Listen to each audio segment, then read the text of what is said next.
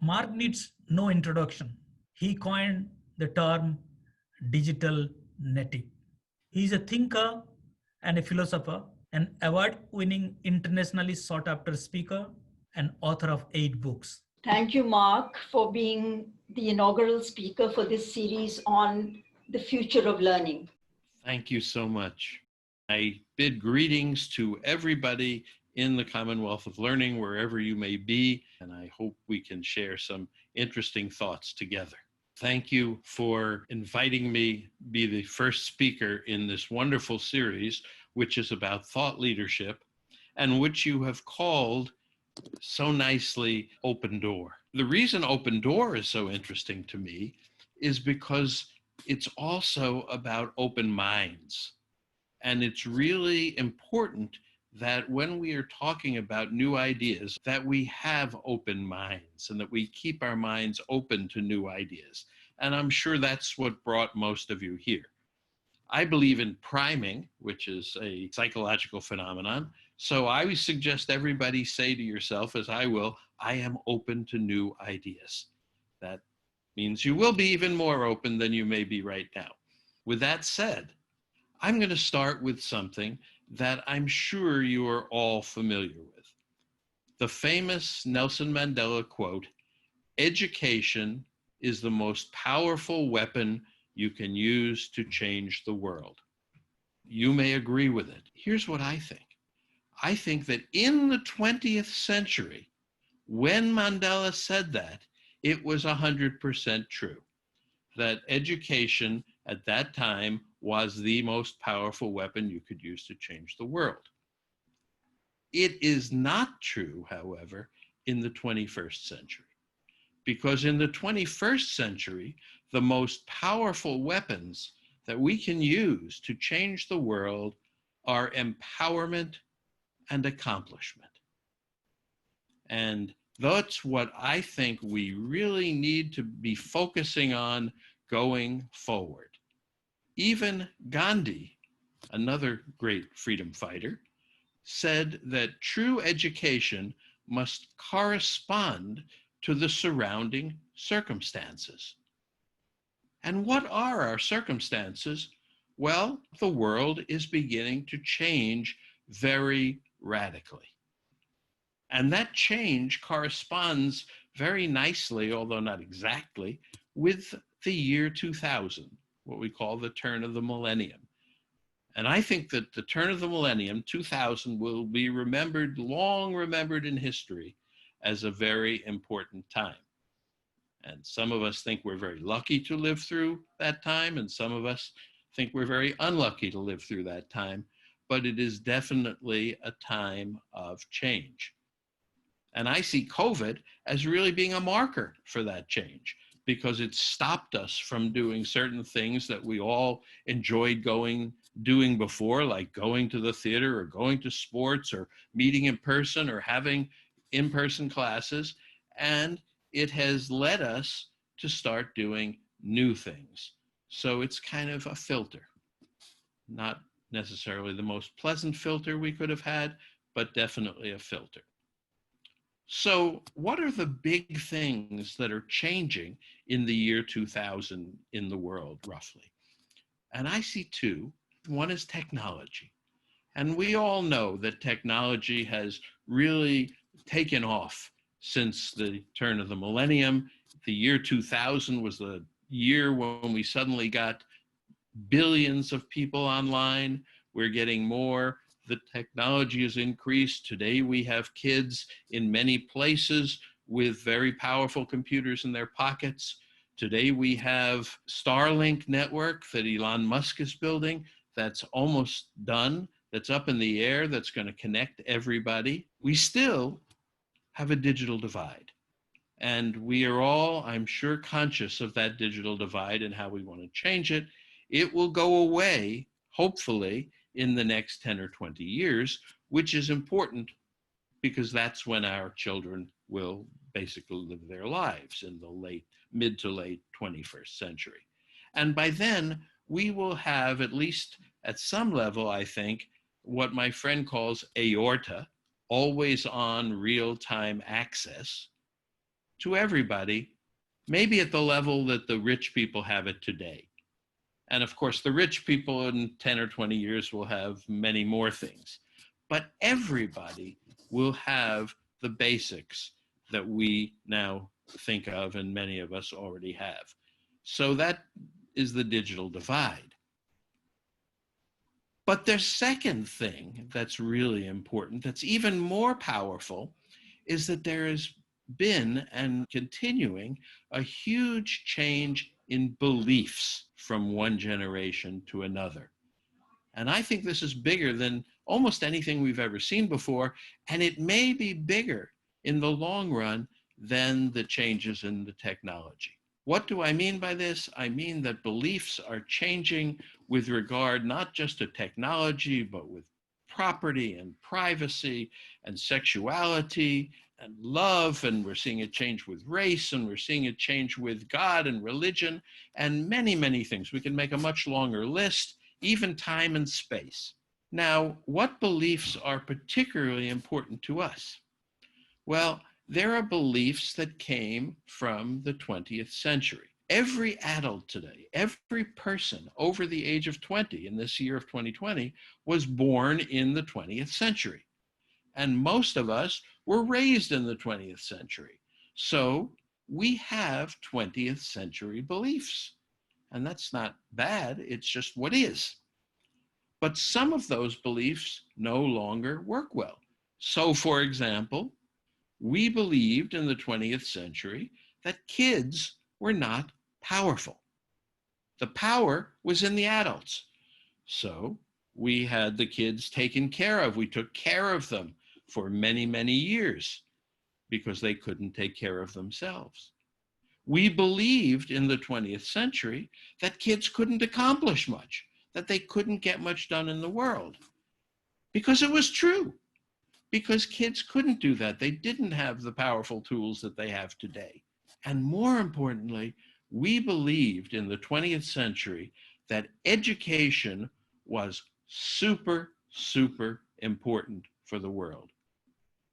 Because it was for us. It absolutely was. It made so many more people literate. It changed the lives of so many of us. And so we really wanted to pass that down to our children. And that's why we have struggled so hard to bring 20th century education to what Asha nicely calls the last person in the queue. But in the 21st century, things are different. Kids are powerful, and they're starting to know that. Kids can accomplish stuff.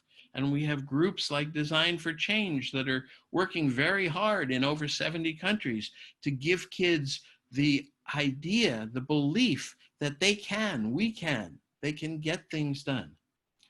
And we're learning that not education as we did it in the 20th century, which was fine for then, that's not what kids need. They need empowerment and accomplishment. And we're just at the beginning of figuring out how to provide those things for the kids. So in my view, we are at a point, this great turning point at the turn of the millennium, where we face a great choice.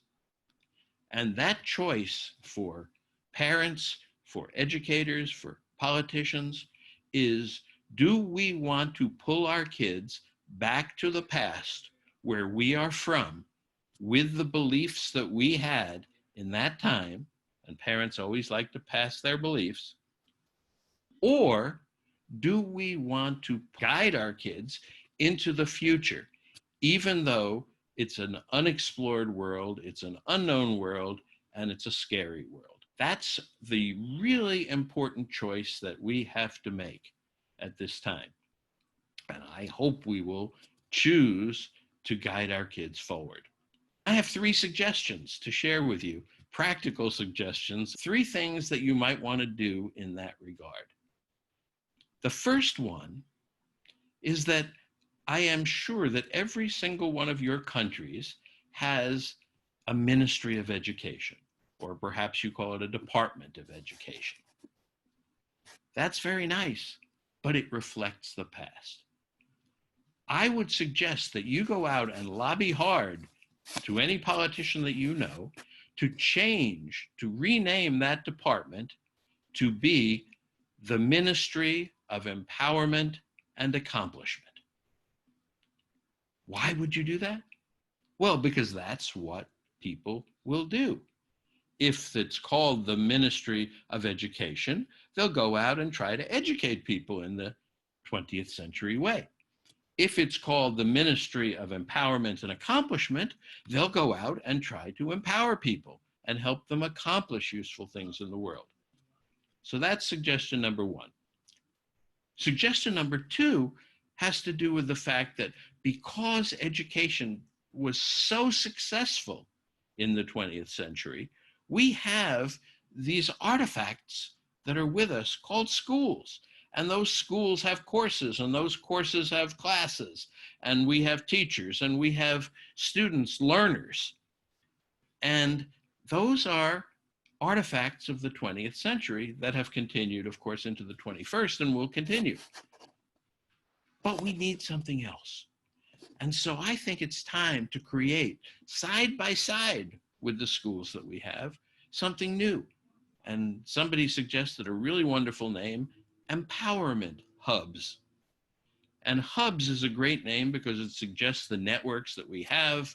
Those hubs can be virtual, they can be in person, they're already being created in certain places like South Africa. And we need to create them. They don't exist except in pockets and ideas around the world, but we need to give parents a choice. We need to say, do you want to send your kid to school and have them get what you got in the 20th century? And that's okay. Or do you want to send your kid to a hub where they will become empowered, where they will get the opportunity to accomplish things that improve their world? That's a choice that we really ought to start giving parents and kids. And then the third part, which relates back to having our open minds, is that I think we could take a period of time, maybe even a year off, and maybe COVID is a wonderful time to do this, and say, no, we're going to not teach what we teach today. We're not going to teach the math and English and science and social studies, which I call the mess. We're going to instead have all our kids do projects that improve the country. And those projects will be chosen by the kids in function of a problem that they see in the world that they want to solve. They'll work in teams, they'll form teams, they'll be guided by their teachers and other adults, and they will do this for a year. And my sense is that any country who does this will be so much better off at the end of that year, and the students will be so much better off at the end of that year. So, I started out with vision and hope. The vision is of empowered kids. The vision is of kids who don't just sit there and learn, but they go out and accomplish useful things in the world and learn that they can accomplish and do things. The vision is of good, effective, world-improving people who can get things done. Google once advertised on its website, it said, we need people who can get things done. That's not what education typically produces. It produces people who are better intellectually, who maybe when they finish their education will go out and get things done. So the vision is of a huge force of kids. We have 2 billion kids in the world who are working to better their world while they are still kids. The hope is that we can do this. And I'm really convinced that we can. And I'm convinced because I see kids doing this all over the world. And if you do nothing else as a result of this evening, please contact or go online and find Design for Change. It is a wonderful organization. It's now in 70 countries, and they are really, truly empowering kids by having them do projects that improve the world that they're in. I think we should all be really positive, even in the face of COVID and even in the face of the times we're in, because we can, through our kids, make a much better world if we empower the kids and they learn to accomplish what they need to improve the world. The Ministry of Empowerment and Accomplishment. Think about it. Thank you. Thank you, Marc, for being the inaugural speaker for this series on the future of learning. Thank you so much.